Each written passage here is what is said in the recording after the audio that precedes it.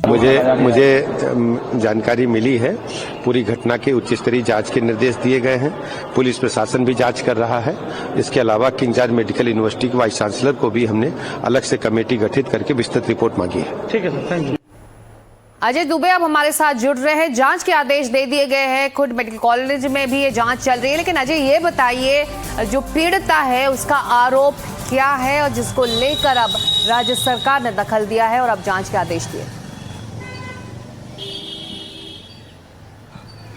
देखिए, इस मामले में पीड़िता की बजाय उसके पिता ने मुख्यमंत्री पोर्टल में शिकायत दर्ज कराई है और स्पष्ट कहा है कि एक लड़का जो कि उत्तराखंड का रहने वाला है और क्लास में पढ़ता है, उनकी बेटी के, बंगाल की रहने वाली उनकी बेटी है, उसकी तरफ से धर्मांतरण का इनकी दोस्ती थी और उसकी तरफ से लगातार धर्मांतरण का दबाव बनाया जा रहा है। लड़की धर्मांतरण के लिए ना करती है तो उस पर प्रेशर डाला जाता है और उसके बाद लड़की सुसाइड अटेम्प्ट करती है। ऐसी जानकारी लड़की के पिता ने मुख्यमंत्री पोर्टल पर दी, जिसके बाद केजीएमयू प्रशासन के कान खड़े हुए, उन्होंने जांच शुरू की। जांच में दोनों ही लड़के और लड़की को नोटिस आज इशू किया गया है कि वो आए, अपना एक्सप्लेनेशन दे, अपने जवाब दें, लेकिन कोई फीडबैक उनकी तरफ से नहीं मिल रहा है। इस बात से केजीएमयू प्रशासन नाराज है। वो फिर नोटिस जारी कर रहा है और एक्शन लेने की बात भी कर रहा है। दरअसल ये क्रिमिनल ऑफेंस का मामला है, ऐसा केजीएमयू प्रशासन के अधिकारियों की तरफ से कहा जा रहा है। डॉक्टर के ये जानकारी दे रहे हैं कि जो मेंटल अप्रोच है, जैसे शिकायत में बात कही गई है कि वो लड़का जो है उसका पहले से ही धर्मांतरण का एक मामला है, एक डॉक्टर के संग अफेयर के बाद धर्मांतरण उसने कराया था, ऐसा आरोप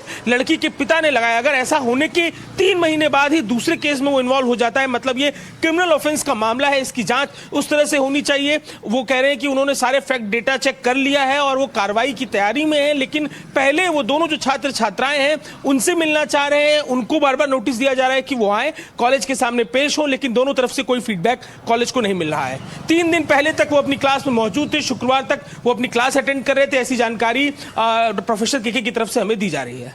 जी, अभी तक जांच में आप कह रहे हैं कि ज्यादा तेजी नहीं है, लेकिन इस वक्त कॉलेज की तरफ से क्या कहा जा रहा है दोनों छात्रों के बारे में?